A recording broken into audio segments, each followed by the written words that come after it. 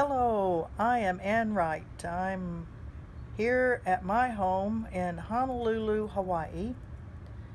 Sorry not to be with you all in Richmond, Virginia for the UNAC conference, but I'm home in Hawaii because I am a speaker at the World Youth Congress that's being held here in Honolulu.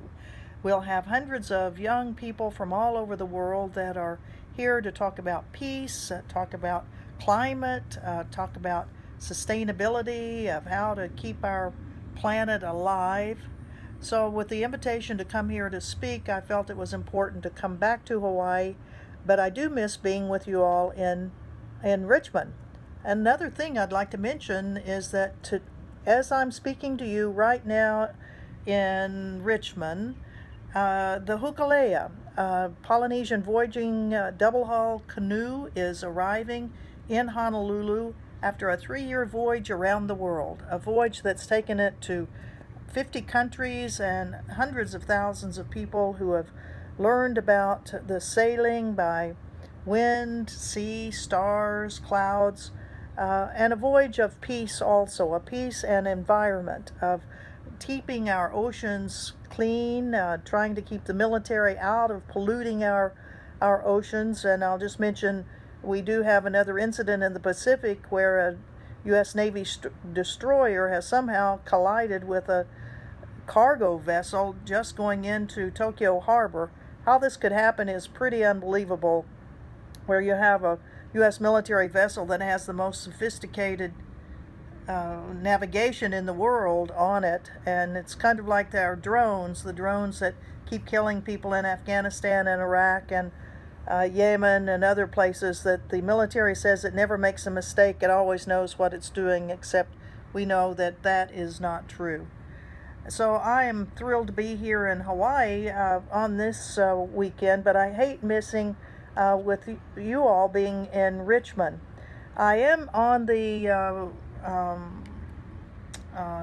plenary for issues concerning Gaza and Palestine, and I am appreciative of this opportunity to talk about the situation where the Israeli government still continues to pound the people of Palestine, whether they be in the West Bank or in Gaza. And in this graphic, we see over the years from 1947, the partition of the Palestine Mandate, all the way over to 2005, where the partition of the West Bank has now been eaten up. So that over 800,000 Israelis live in the West Bank, which is right here. Gaza, right here, 2 million people live in that tiny little place, 25 miles long, 5 miles wide.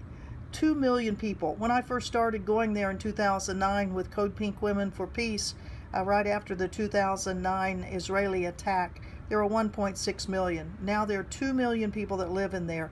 The Israelis have a naval blockade and a land blockade on Gaza.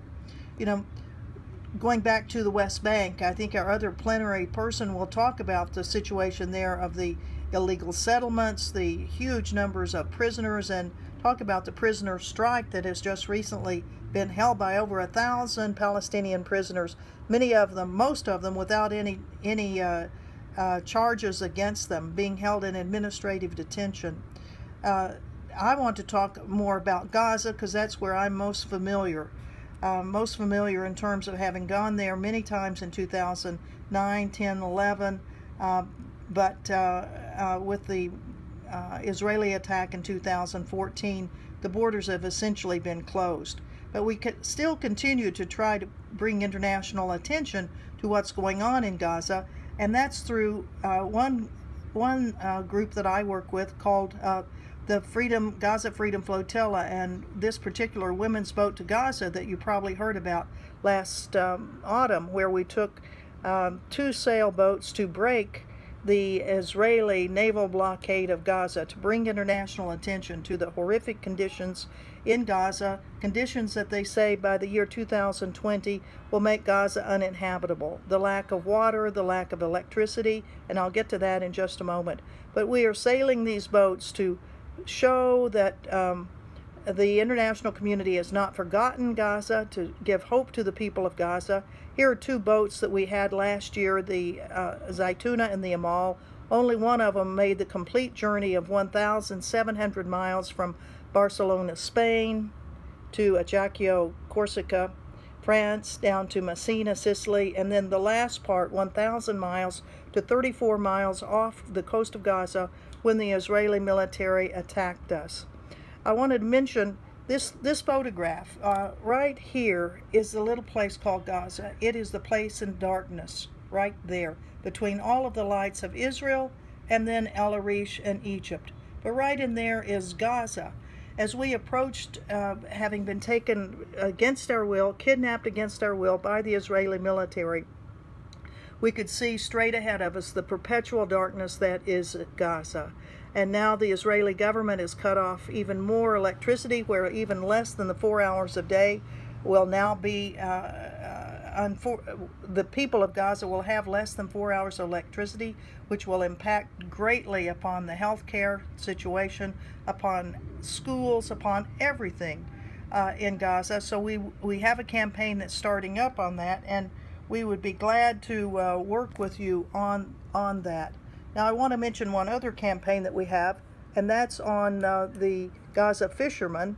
And I'll show you just this little clip.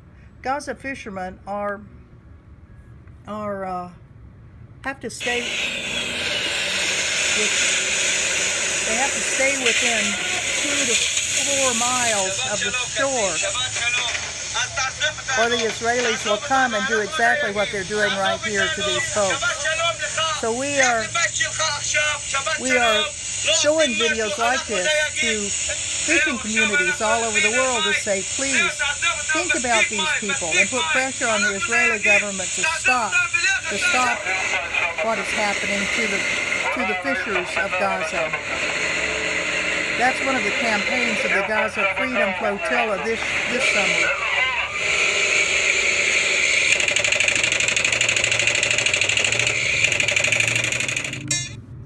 And as we start another campaign, though, for the 2018 flotilla, where we will keep going until the people of Gaza and Palestine are free, I want to end with a song from the Women's Boat to Gaza, that we will sail till our sisters and brothers in Palestine are free.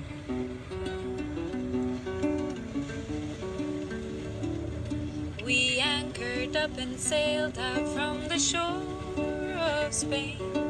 Our boat Zaytuna, Olive is her name, and Olive is the symbol of a faraway place to which we steer our course across the waves.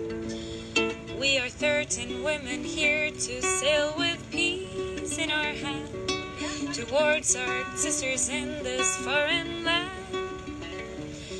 To and from many different corners of this world we have come to bring to you the freedom of a song. We will sail for your freedom, our sisters in Palestine. We will never be silent until you are free. And with that, I want to say aloha, peace in the world, and keep kicking butt all over the world. Don't let these jerks get us. And adios and aloha from Honolulu.